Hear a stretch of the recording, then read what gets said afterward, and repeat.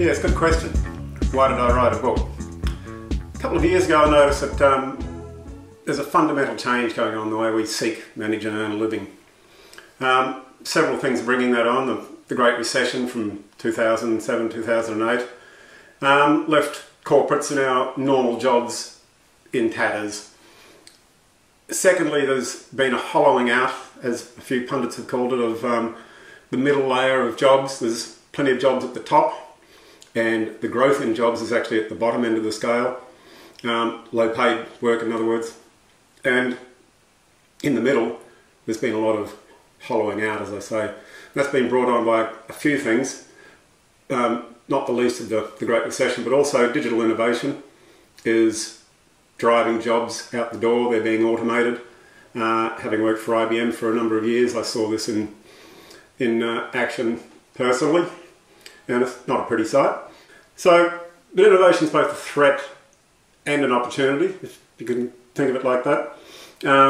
Digital disruption is huge, but not only can you be, not have to play the victim of it, you can also be a winner from it, if you're prepared.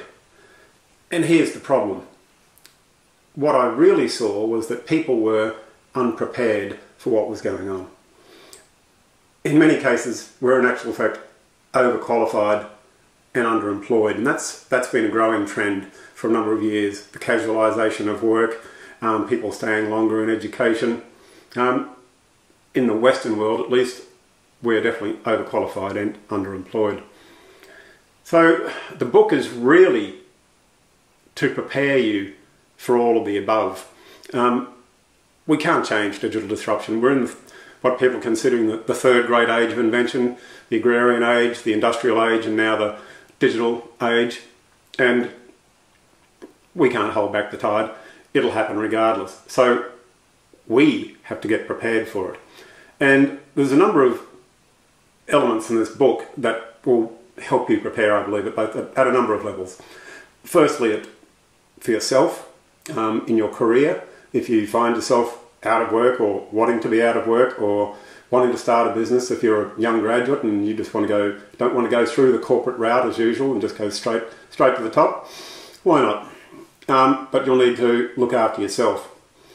Secondly, in the way we build teams around us, we need to understand how teams will be an important part of the future where we network. We're not on our own anymore. We have to work together. People call it the collaborative economy, and the book will explain what the collaboration economy is and how you can benefit from it. And thirdly, when you do start a business, as in many cases I recommend, or at least think of yourself as a business, because that is the theme of the book, is that you will need to understand how a business will operate in this modern collaborative environment rather than the old hierarchical corporate driven world. So two of the themes in the book, everyone is a business, are just that, and you'll need to orchestrate innovation yourself rather than letting it run you over. Learn how to orchestrate innovation in both your life, career and business. The insight the book offers is from my PhD research, where I looked into the subcultures that exist in organisations and how that works in organisations. And I came across a pretty interesting finding which hasn't really been developed much. A couple of people have looked at it. Edgar Schein from MIT fame has looked at it, but he talks about professional subcultures around executives, operators and engineers. In the book I'll explain the importance of those and how they turn into tribes that can either bring your business down or help it to fly and soar. So enjoy the book. Yes, I think it was a good idea to write it. It was hard work, but I hope you'll reap the benefits of it. Thank you.